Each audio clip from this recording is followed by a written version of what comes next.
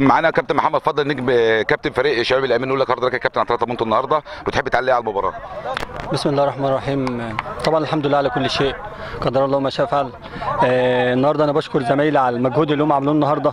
عملنا اللي علينا بس ربنا مش رايد. في حاجات كتير كانت ضدنا النهارده في الملعب.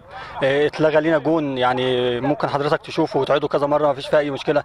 طبعا الجون ده قلب موازين المباراه خالص. فانا مش عارف يعني يا الحكام جاي علينا. طبعا ما ينفعش ان اتكلم على التحكيم، بس المفروض انت جاي تحكم ماتش مثلا فريق اول وفريق ميجا، فريق محترم. المفروض يبقى التحكيم احسن من كده. احنا مش عايزين اكتر من حقنا. احنا بنتكلم ان الحكم يبقى مركز في الماتش، احنا ما يضيعش تعبنا. يعني احنا زمايلنا كده تعبنا في الماتش، ما يضيعش تعبنا. يعني المباراه كلها وان سايد جيم، ده هنعمل ايه؟ كره داخله جون اتحسب اوف سايد، كره ده عدت خط الجون والحكم ما حسبش، راجل مضروب من عندنا وطرد اللاعب بتاعنا.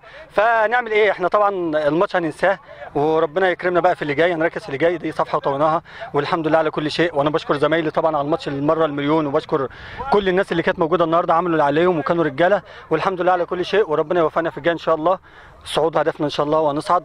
ده اول ماتش خساره لينا ومفيش خساره ثاني ان شاء الله، وربنا يكرمنا ان شاء الله. توفيق يا كابتن.